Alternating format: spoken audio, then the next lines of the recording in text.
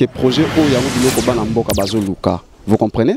C'est-à-dire Nzela Oyo est relié à la commune et belé. Les apons en apon na yewana na Koya. Mais bateau ba yebi ngate tam susu ba seki. C'est risqué, hein?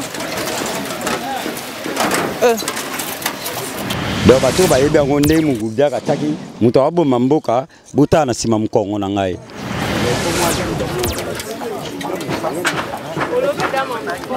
Dama muteza makolo yali kufwa. Bano amikena nusoki moko akwei wana eza pasi mingi.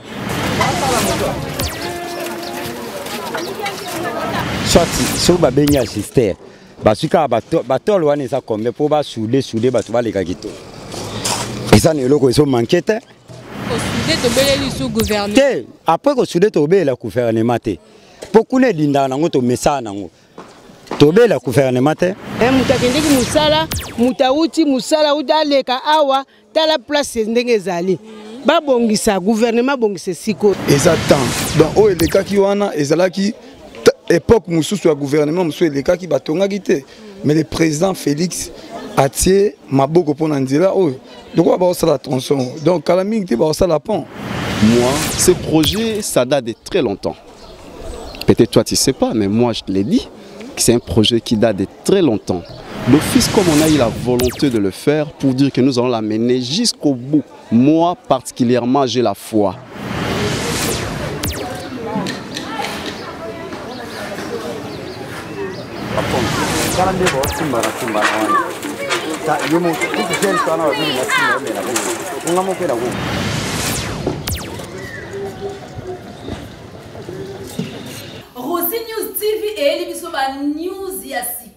Oui, tu s'abonner massivement à Rossi TV. On a tout le monde à théâtre, à émission, à élubu. Musical, political, chronical, sportical, karatécal, news on Rossi News TV. Abonnement à s'abonner à kaka. On s'abonner, aucune notification. Kuna desika makambo elali bébé Rossi News TV. Ne makambo.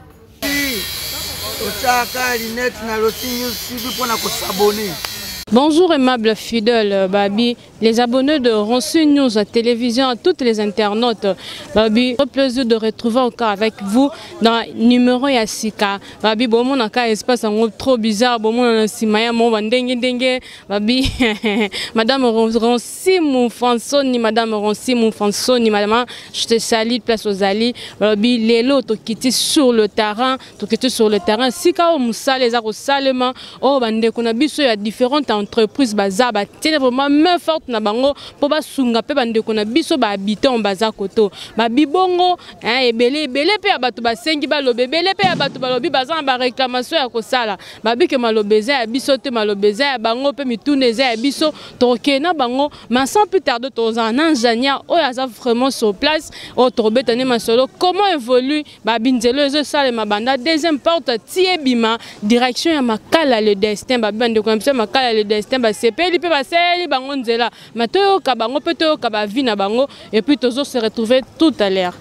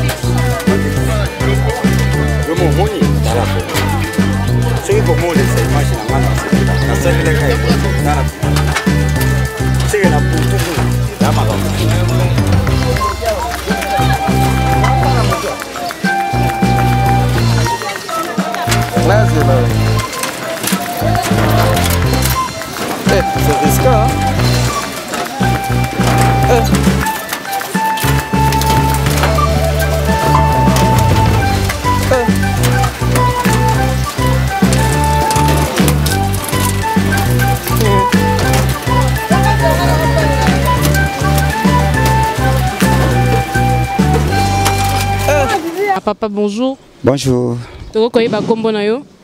Claude Mokili. Claude Mokili, to monyo esika musale zo salema. Moi liloba na to esengo na yo ezani. Na kopesa mo adresse pour et c'est confirmé na bato ba yebinga surtout na esika to sali. O pesa na adresse na sima mais pesa biso nanu moi liloba par rapport ya musala ndenge zo sa mais pe adresse na yo ko ya na sima. Bon, na moni vraiment musale zo salama kitoko. Moi ça habite à Motel Fikine. À Wizil et à Général Oleko. Et là, quand on a passé, et ça pont. Réalisateur, tu peux nous aider parce que là-dessus. Et ça pont na po na yo na koyi. Mais bateau ba yebi ngate tam susu ba seki. Oui, c'est les ça makitoko. Première porte, deuxième porte, ngamo pe na za osepela mbe na senti ki pont wana. Ko katsa obi ke pont ezaki ya mungulu dia kati. Et belé pe ba yebi yangote. Donc bato ba yebi ngonde mungudia kataki muto abo mamboka buta na sima mkongo na ngai. Ça veut dire que nous là to leki kito mais pont OK wana ukwei ne douleur na ngai. De loko ezo sala yo passe par rapport musande ngezo sala mais ça pont quand ezo sala mutema passe. Pont wana o esa wana o munguludia katsa mutazo bo mamboka asa na sima na ngai. Pont. Mais kasi malembe musale zo kemba bandina na nzela et puis ba kokotela bino na nzela ya pont bino bozo senga. Neza wana pona ko sala pont wana. Soit so ba bengi assister. Ba suka batol wana eza kombe po ba souder ba to ba leka kito. Eza ne loko eso manquete. Mais wana lobby yo mais wana rosenga ba ingénieur ba ya ba sala plan ba yeba ndeni ya robongisa po ba sala bino eloko ya malamu bino molinka ba zo eloko ba souder po bino botaboleka soki ebebi lisusu borobe la gouvernement pe déjà to belela mais o eza nécessaire eza nini pont wana yango nde mutu ezokatisa na nzela oyo po epesa sens ya nzela na ba o ezosalama awa ça veut dire que pont wana faut ça na nini et ça non malamu dans le sens que soki ba koninga ba permettre taka moto eko leka wana te moto nanu ya pamba depine moto eko leka wana te ngai moto fona ya tamsusu na banda siko pont wana ekaboli nini na nini yango nde kaboli prince ndenge zokende tina ba bozo bengane ko ne bimase na université kaka pont wana les préférences pour prévenir kutu ko bongisa bato basa wana bakatsaka bien. Siko pona yo, olinge babanda na nini? Babanda na makadam to babanda na pont. Te na biboye pona ngai. Bazo ba souder ta batole ba souder et permettre batu baleka. Merci. Ba souder na le permettre batu baleka. Après ko souder to beleli sous gouvernement. Te après ko souder to belela gouvernement te. Pokune dinda na ngoto mesa na ngo. Tobé la gouvernement. Merci papa na vie na yo. Toza toujours c'est comme ça les autres salema. Tozo mona image ya pont donc zo salema et puis tozo mona image ya pont nde baninga bandeko bazo katisa eza moi douleur mais gouvernement otala kanango. To moni pe mosala ya makadam ndenge zo salema. Madame moi liloba na yo kana mosalo ezo salema pona gouvernement ndenge a aider bino vraiment kotela bino makadam katinska. Moi liloba na. Bon liloba ngeza ke Nzamba pambole d'abord a baxele mikole belé vraiment oumela na musala o ebanda kala depuis maman biso azaka ba mike ti baboti biso to boti musala o ebanda ezaki na ba projet mais et au kokisa masiko donc to sepeli vraiment makasi Merci beaucoup, madame. C'est Peli Makasi. On a besoin de ça. Mbongo, on a quelque part. Mbongo, on a eu valeur pour bâtir. On a macadam, il y a propre à soin. Dans un monde un peu côté de l'autre côté, maman, soit carabépis, côté on est là, et ban, si maman a besoin de mikate, on a besoin de belé, belé, teo, kavi, na bango, papa, on a ni pont, et zo salema. Maman a besoin de mikate, bonjour, maman. Maman, excusez-moi, tu as raka, moi, le banana, papa, il y a un nègre à pont, et zo salema.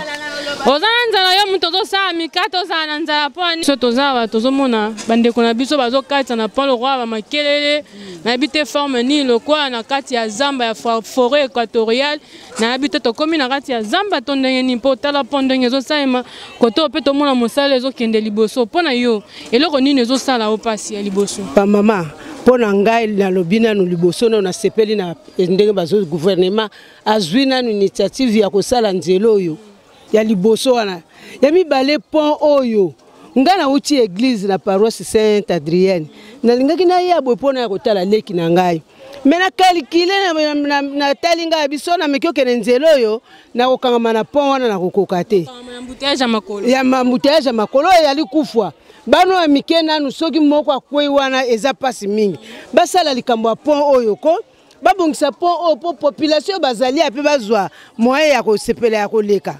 mutakendeki musala mutauti musala udaleka awa tala place ndenge ezali babongisa gouvernement bongisa sikoyo loko sengi na gouvernement sala nanu ya liboso atika nzela to abana nanu na pont kasi nzela ne koye koleka tiboete kasi mbala moko tango koya babongisi na pont na mincho bozo souffrir loko bozo souffrir na ngo eza pona nzela to souffrir nzela. Merci beaucoup maman na biso maloba na ke tout dans la matoyi ya bakonzi ali mama beleli na gouvernement que basunga bango basaela bango pont po bakomi kotala bakomi kotambola bakomi kokatisa lokwa bato baotambola na forêt équatoriale.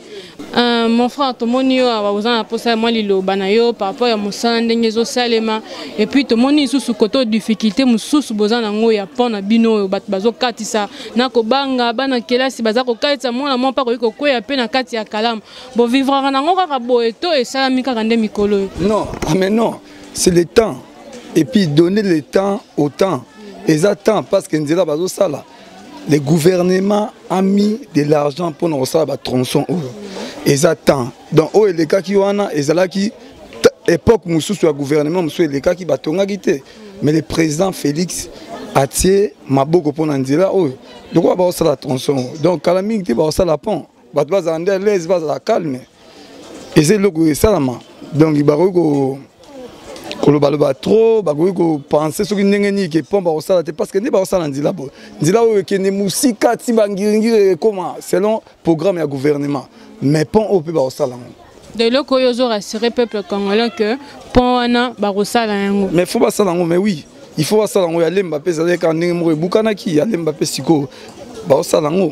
Mais na minute tu bakoki kolukata moyen moko te basalela bango ata aider bango toujours kase ke bakoma bisiko au pont ezali pourtant ndenge bato baza kokata mais toyebi ke bakosala yango bon pour mes années problème ezali ki ya ba maître au bazali au bakosala misalo bango ndesiko fois dans la volonté ya kosalela population moloro mongo boepo bazwa temps ya koleka parce que ndenge za bato bisusu bakoleka te bazobanga bakoya donc il faut ça le moment pour ça quand même bien.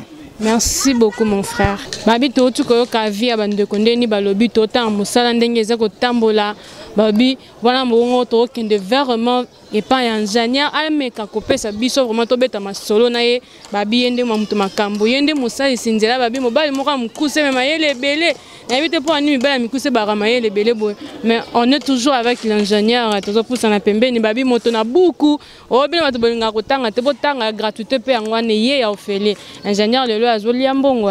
Ingénieur, bonjour. Bonjour maman journaliste. Ingénieur Tokoye bakombo na yo. Oui, c'est l'ingénieur Filois qui a beau Sitine de l'entreprise Safremex. Filois. Papa ingénieur Filois tokangi kaka Filois. Tomoni Moussa kitoko ezo salima babi vraiment félicitations d'abord premièrement na surveillance pe na coordination ya Moussa ya kitoko. Tolingi toyeba Moussa la oyeba ndaki quand et puis délai nango pe eza quand. C'est-à-dire, ici nous sommes à l'entrée Fikine des imports. Travaux la bisso D'abord, la longueur est de 3,5 km, c'est-à-dire de l'entrée Fikine deuxième porte jusqu'à Elengesa. Vous comprenez? Depuis qu'on a débuté ce projet, ça fait déjà 3 mois et demi. Là où nous sommes au niveau de la couche de fondation. Vous comprenez? C'est-à-dire, après la couche de fondation, viendra la couche de base. Après, on va imprégner et on mettra la robée. C'est-à-dire, au moment où je vous parle, nous sommes à 22 mètres des ponts Mongolo-Diaka. C'est-à-dire, bientôt, là, nous allons entamer les ponts. C'est-à-dire ça. Maintenant, papa ingénieur, tout le monde est là, les salema, tout le monde peut entreprise yangwana, et tout le monde premièrement, banani bazo financer bino na musa na bino bozo sala. Financement est le gouvernement provincial. Le gouvernement provincial a financé le chantier. Le gouvernement provincial a financé le chantier. Est-ce que le chantier est vraiment continuité? Tina souka, tu recommandes que le financement est le sous-souté botiki yango bongo. Mon frère, ma soeur, laisse-moi te dire que moi, ces projets, ça date de très longtemps. Peut-être toi tu ne sais pas, mais moi je te l'ai dit, que c'est un projet qui date de très longtemps. D'office, comme on a eu la volonté de le faire, pour dire que nous allons l'amener jusqu'au bout. Moi, particulièrement, j'ai la foi. Vous comprenez, hein? J'ai la foi parce que c'est un ancien projet. Mais comme maintenant, c'est Fachi, coup de chapeau, na gouvernement naïe, na bolingo bazala ngo pona bana mboka. Parce que le projet Oyango Biloko Banamboka Bazoluka. Vous comprenez? C'est-à-dire Nzela Oyo est relié à la commune et Belé.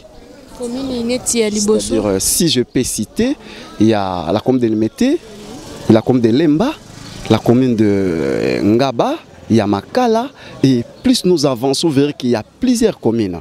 Vous comprenez? C'est-à-dire la route ici part jusqu'à Bandal, Kitambo, vous comprenez un peu ça? C'est-à-dire le premier projet part de l'entrée Fikine jusqu'à Elengesa. C'est pour dire qu'en dehors de ces projets-là, peut-être il y aura encore un deuxième projet pour le ramener, je ne sais pas où. Vous comprenez? C'est-à-dire je suis très content, il y a le gouvernement Oyo. Concernant le financement, car andenge to bandiango, na amour, na kimia nyonso, to roke na ngo petit souka, na amour, na kimia nyonso. Moi je n'ai pas de doute. Dans ma vie, ma sœur, laisse-moi te dire que je n'ai jamais de doutes. C'est-à-dire, pour avoir de positif, il ne faut jamais avoir des arrière-pensées. Vous comprenez? C'est-à-dire, entreprise, d'abord, c'est une entreprise qui a engagé beaucoup de Congolais. Alors, ces Congolais, ils ont peine à posséder un Mbongo pour vivre. Vous comprenez? Alors, grâce à financement, il y a chef de l'État, il y a Premier ministre, il y a gouvernement provincial, il y a en sorte que les Mbongo puissent bénéficier de Koya. Vous comprenez? Hein? Maintenant, ingénieur, tout le monde, ceux qui vont prolonger, ils ont Kalamu, de l'autre côté, ils ont Pont. Dengue bozo continuer nzela na bino. Borosé là, on peut pas y malamu to, borotika, on peut carabon continuer na bino, continuité dengue zala karabi bamba bamba to bambi kaka, bamona kaka ke mosale ça ma ki ingénieur pas une mbongo tina moi libenga na. Est-ce que kozala yango, tondongo lobika ke ozana posa ko sa mosala na kimenyon sope na penyonso. Ma sœur, parce que vous êtes venu pas vraiment vers la fin, parce que là où nous sommes, vous avez vu, tout ça, littéralement, tout timoli, au moni na c'est tout tienine, tout bien à moellon. Vous comprenez, hein? Or, la couche de moellon, c'est une couche qui stabilise. Pour dire que d'abord, on est des Congolais, entreprise Oyo et engagé par Congolais, tout aux autres, moi j'aime le dire, c'est notre pays qu'on est en train de construire, alors on le construit avec beaucoup d'amour. Nous ne voulons pas demain ou après demain que nous puissions y revenir. Tout ça une fois pour toutes. Tout ça la pont nandenga malamu. Pour arrêter que lobby Koya lobby ba problème non. Tout ça la nzela pour arrêter que demain qu'on revienne encore non. Nous voulons aussi que là où les gens de problèmes de route bah je appelle opportunité wana. Vous comprenez? Et au lieu tozongara non.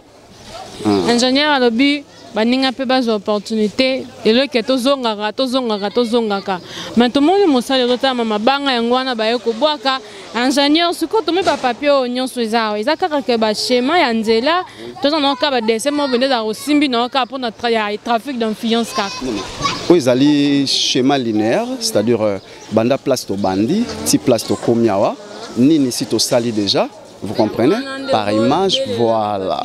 Voilà. Il y a un tracé, hein, de façon que la machine a reproduire en haut.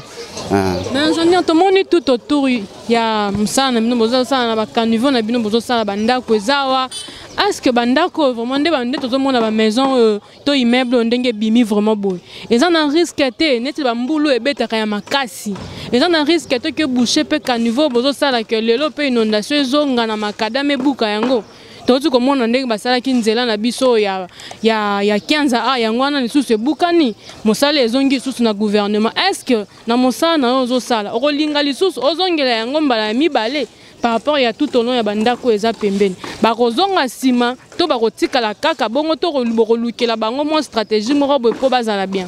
Bon, omoni ma sœur, ce problème là de ya bandako comme tu viens de le dire et s'opposait pas tellement dans les tronçons où nous sommes. Vous voyez, dans les tronçons Fikine, Pont Mongolodiaka, il n'y a pas vraiment trop de problèmes. Ces problèmes-là s'opposent de l'autre côté, c'est-à-dire dans les tronçons Pont Mongolodiaka, université. C'est là où les gens construisent selon eux, en désordre. Mais je vous dis que si quelqu'un construit sur la voie publique, qu'est-ce que nous pouvons faire? Parce que là, il y aura des maisons qui vont tomber, ça je te l'ai dit en avance. Si vous aurez même le temps, vous pouvez traverser, vous allez prendre des images parce qu'il y a même des piquets. Vous comprenez? Alors quelqu'un qui a construit sur la voie de l'État, qu'est-ce que l'État peut faire pour lui? D'applaudir? Non. Non, le peuple congolais a besoin de bien vivre. Nous voulons sur les gens qui, avant de faire quelque chose, ils réfléchissent. On ne peut pas faire des histoires par sentiment parce que tu veux avoir une grande parcelle et tu peux aussi avoir cette grande parcelle, au moins la paix occuper à moitié. Vous comprenez? À quoi bon? Ma sœur, à quoi bon? À quoi bon? Alors, nous, ça demande ça t'aura empêché de circulation pour 2 ou 3 parcelles, 4 parcelles, non. Là où ça sera touché, ça sera touché. C'est la raison pour laquelle même l'État pas tellement les Cambouango parce qu'il y a des maisons qui seront touchées. Il y a des murs de clôture qui seront touchés.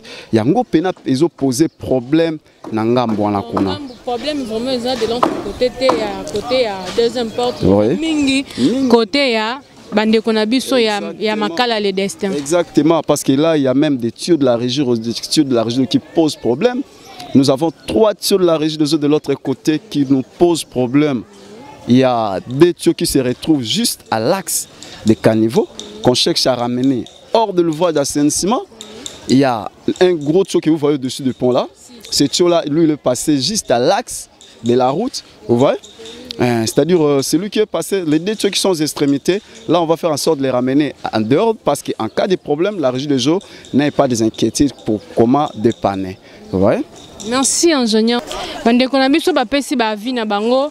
Tout le monde peut me saler entre 2 portes tu kobima direction makala le destin to solo l'ingénieur na biso a pesi biso pas lobi ba difficulté ils ont se poser la difficulté ça se poser de l'autre côté mais difficulté ils ont se poser de l'autre côté na bato batonga bandaku bato ba bimi bande depuis tout la régie des jeux zawana né en ozo pesa bango passer ba seigneur encore financement il y a gouvernement provincial depuis de l'autre côté to kuta une difficulté mususu eza ya pont binomo bomo na bilili ndena ko kati bango simbanga babi difficulté za makasi babi to beleli na gouvernement bo sala le tout vite possible bo aider dans bande ko na biso baza premièrement ils en nous pont o ezo kaita milimo ebele bana ya mike baza ko kaita danger za tellement mingi babi mikolo pe bato baza ba personne ba âge za déjà avancé babi bazo le kapena nzelo babi loko za tellement ebele binomo bozo mona kaka que tétanos pe zalia donc marambo ça ko se passer mais surtout que quand on a difficulté à boire, na butu, bato bako vivre en donnée, babeza pas si population à côté, babeleli na bino, basengi na bino gouvernement, basengi na jantiningo bilandinga ko mensana kin bopet, ndongo mensana ba action, babibo ya kosala ba mosala, po koto ba député bazarate, babi balema na ba député, ba ya kaka na era maputa, ba ya kaka na era ba bassin, mais basengi gouvernement asa la bango mosala, babi gouvernement merci, babetelio maboko bravo na makada mozo sa la bango, mais basengi pona bango esalema po de bango bazongela ba activité na bango ba maman ba bimara 5 heures nanzela ya pont mo ba lekezate moto abela kana pont akolekata ba bibana ya kelasi surtout loko zo pesa pasi mona ya muke azokati satana neti mona mo ba batu bazoko katisa boye ezo pesa toujours pasi babi pembeni na ngo ezali kalamu mutako risquer tu akoi na kalamu alors tozangi ebele ya koloba merci na bino nyonso botala rabiso merci na bino nyonso bato bobenga rabisika ba difficulté zaka ba numéro na biso ezana na bande de cran merci à madame Ronsi Moufansoni merci à mon 2 jeux. Merci Bino, merci na Bino non so pour ça biso opportunité à collecter liboso ya Bertrand na Bino et au revoir, à plus, bye.